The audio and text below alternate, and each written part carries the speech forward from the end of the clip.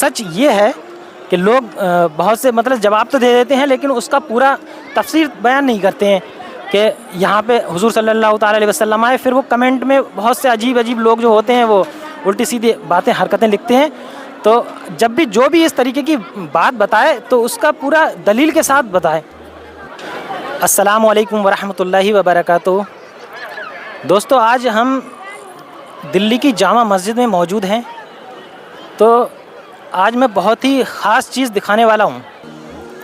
میں نے یوٹیوب پر بہت ساری ایسی ویڈیو دیکھی جو لوگوں نے سوال بھی کیا ہے لوگوں سے, جیسے جو سوال جواب کرتے ہیں انہوں نے بھی کہ ہمارے آخری نبی محمد صلی اللہ تعالیٰ علیہ وسلم نے کس مسجد میں نماز ادا کی.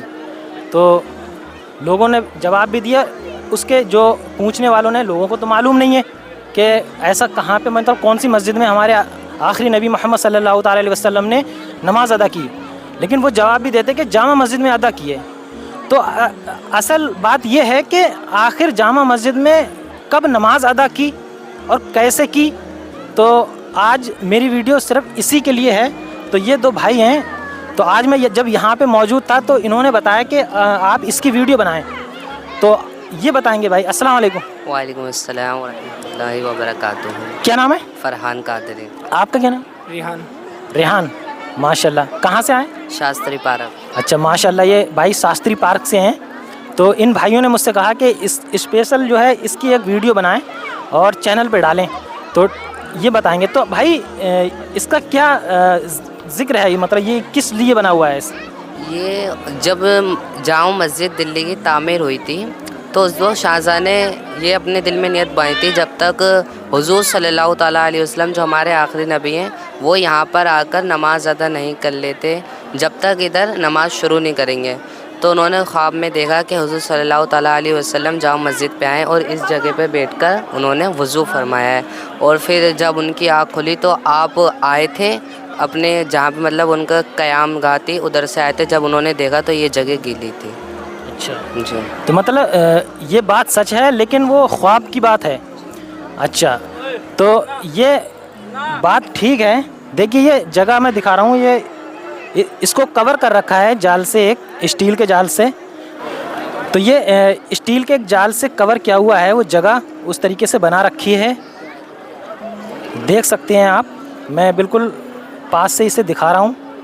اور میں ان بھائیوں سے یہ بھی پوچھوں گا کہ اس کے بارے میں ان کو نالج کہاں سے ملی.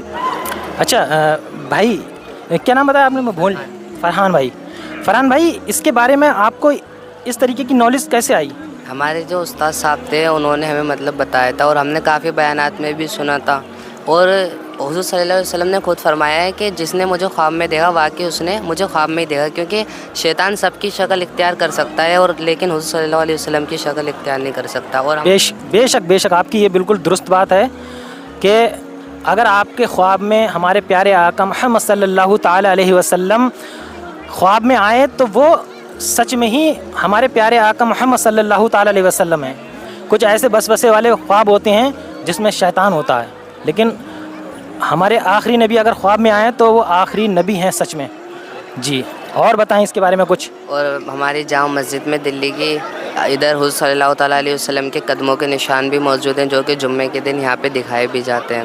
اچھا ماشاء اللہ. اور حضور صلی اللہ تعالیٰ علیہ وسلم نے فرمایا جس نے مجھے خواب میں دیکھا وہ قیامت کے دن مجھ سے دیکھے گا اصلیت میں. اچھا جس نے مطلب خواب میں اگر ہمارے پیارے آقا محمد صلی اللہ تعالیٰ علیہ وسلم کو دیکھا تو وہ قیامت کے دن ضرور دیکھے گا. تو یہ سب آپ کو اس کا علم کہاں سے ہوا ہے؟ کتابیں پڑھتے ہیں اس میں تھوڑی نالج ہو گئی اور دیگر اپنے استاد صاحب سے نالج ہے. جی تو ہم ان بھائی سے انشاءاللہ اسلامک سوال بھی کریں گے. تو میں دوسری ویڈیو میں ان کو اسلامک سوال کی جو ویڈیو ہے انشاءاللہ اس میں دیں گے. تو یہ سچ یہ ہے کہ لوگ بہت سے مطلب جواب تو دے دیتے ہیں لیکن اس کا پورا تفسیر بیان نہیں کرتے ہیں کہ یہاں پہ حضور صلی اللہ تعالیٰ علیہ وسلم آئے. پھر وہ کمنٹ میں بہت سے عجیب عجیب لوگ جو ہوتے ہیں وہ الٹی سیدھی باتیں حرکتیں لکھتے ہیں. تو جب بھی جو بھی اس طریقے کی بات بتائے تو اس کا پورا دلیل کے ساتھ بتائے. چلیے خیر اللہ تبارک و تعالیٰ سے دعا ہے کہ ہمیں دین کی صحیح سمجھ عطا فرمائے اور دنیا کے ہر مسلمان کی جان کی مال کی عزت و آبرو کی حفاظت فرمائے، اور جو ہمیں علم ہے اللہ تبارک و تعالیٰ سے دعا ہے کہ اس پر عمل کرنے کی توفیق و ہدایت فرمائے۔ السلام علیکم ورحمۃ اللہ وبرکاتہ۔